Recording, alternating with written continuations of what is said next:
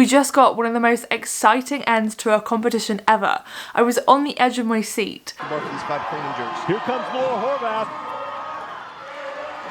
One rep in as Toomey just now getting to the barbell. Laura Horvath looking to defend her championship. It was crazy, and it was literally to the last second. Tia and Laura went to the last event tied, and then Laura came out winning. But her winning speech has sparked a whole load of backlash. If you go on to any of the posts about Laura's victory on the Rogue Invitational page, on the Morning Chalk Up page, basically all of the comments are backlash against what she said in her speech. There is so much drama going on. Zach put it really well here. You're gonna have to wait till the end to get my opinion, but I'm gonna take you through the whole situation. In Laura's speech, she said that she was really happy to have beaten Tia, especially as after the games, everybody was saying that she wouldn't have won if Tia had been there. I mean, it means a lot because, to be honest, after the games, everyone said, because if Tia's not here, that's the only reason why I won. And this means a lot to me that I can prove to myself and everyone out there who's doubted me that I won because I deserve to be on the podium. So it means a lot.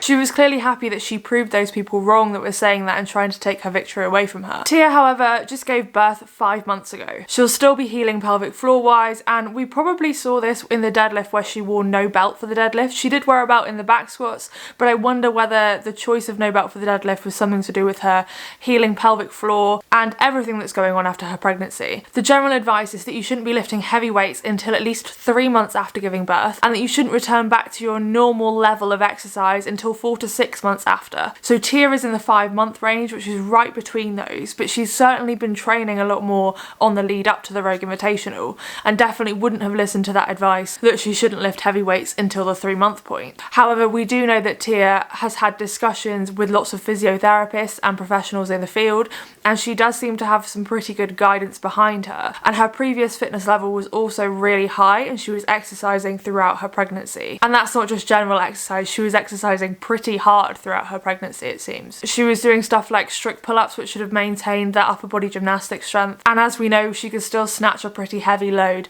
really late into her pregnancy. At the end of the day, it's Tia's body and it's her rules, and she can do whatever she wants to do with it. The one thing that concerns me is that people will look up to Tia and think that they can expect that of themselves, that no matter how difficult their pregnancy was or their birth, that they could return to exercise and return to their previous level within 5 months of giving birth to their baby. But this is not realistic for everybody. For instance, if we look at Kara's journey, that's very different. She's just had her second child and she's still doing push-ups on her knees and strict pull-ups with a band. She spoke about in the first few weeks and maybe in the first month, I'm not sure how old her baby is, but I know she was only doing Pilates for a while. And personally, if I was to go on that journey myself, and I know that is going to be on the cards within the next couple of years, hopefully, I wouldn't want to push myself really hard after giving birth. I would much rather negate some of the complications and ease back into it slowly. We also know there are other stories within the CrossFit space of people that have got back to sport and done amazingly well after giving birth, and Annie Thora's daughter is another one of those. She recently announced she's pregnant as well, which is amazing. Everybody is in charge of their own journey, and whatever they want to do with their body and how quickly they want to get back to exercise is their choice,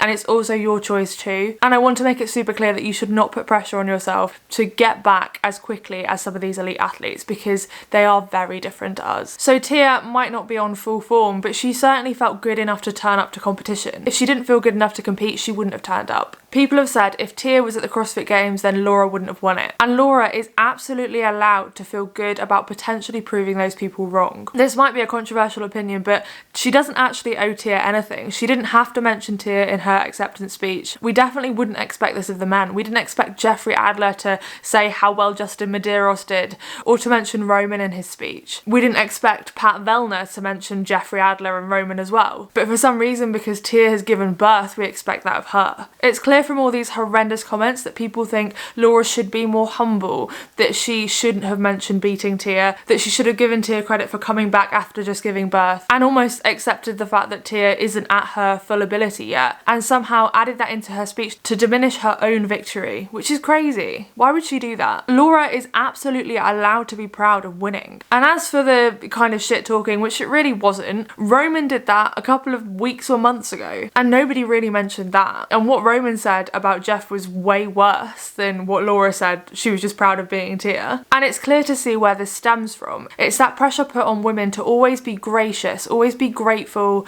always be humble, be polite and never be too proud. Do I need to play the Barbie monologue for you again?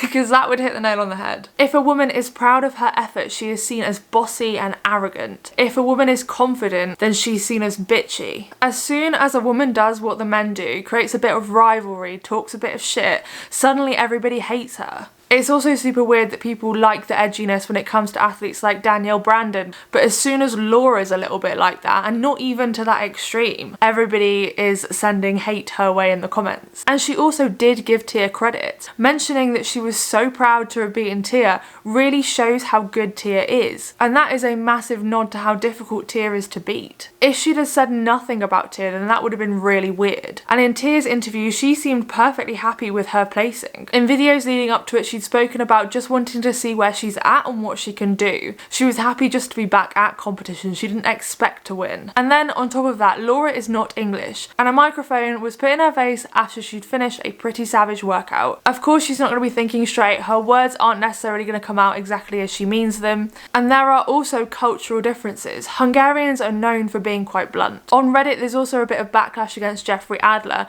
and people saying that he's not that likeable. What's interesting is all of these people that are suddenly not likeable seem to not have English as their first language. We know there is definitely a massive bias within CrossFit towards the American athletes, and to some extent some of the Canadians as well. Someone also pointed out on Reddit that Laura got basically no credit or media when she came second and Annie came third. And Annie had this massive buzz around her because she'd come back just after having a baby, but Laura was basically brushed under the carpet. And Annie is another one of those people that's deeply ingrained in the sport, and people are massive fans of her. What's clear is it's not about the ability. People are deciding or persuaded how much they like somebody based off the media coverage and how these people are shown in the media. And on top of that, all the social media negative comments just kind of fans the flame. All the athletes seem to respect each other. There was fist bumps, they celebrated with each other at the end. There didn't seem to be any beef between them, and nobody said anything bad or horrible. Laura was just happy with her achievement. We know the effect that some of these comments can have on people's mental health, and as you know, I am no stranger to the online trolling that comes with being in the CrossFit space. I totally understand why Laura would want to set the record straight, especially after hearing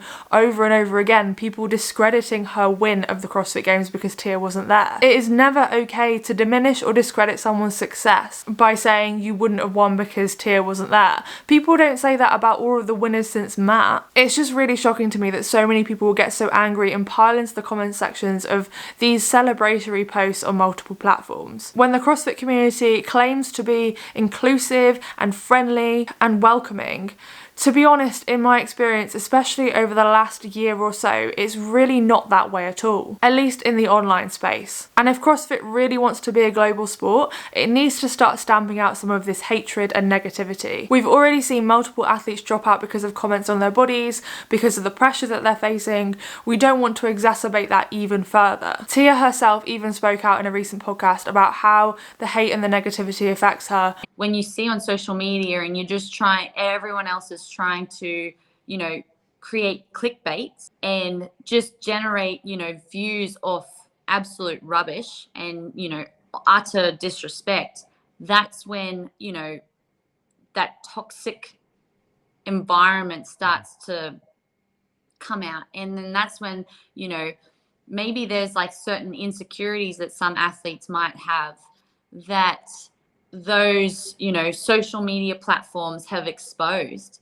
And, it doesn't provide that level of confidence for them. So, that just terrible, oh man, I get so wild about it because there are platforms out there that could show so much positive and incredible things that we do as athletes, but instead we're highlighting the no reps and the shit stuff that everyone talks about. And I see more athletes talking about it recently. Personally, I know where I stand on this kind of thing, and I don't know whether the country that I live in is just a little bit different and we are more compassionate and more gentle with people, but the sport that I came into Wasn't this hate fueled? And it is something that we see across the whole internet at the moment. But maybe before you leave a negative comment next time, just think about the person that it's going to impact. These are human beings. It's fine if you want to say that, but just say it in a private DM and let's reduce the hate within this sport. If you like this video, you might like this one about Danny Spiegel where I talk about the double standards that she faces. Thank you for watching and I'll see you next time.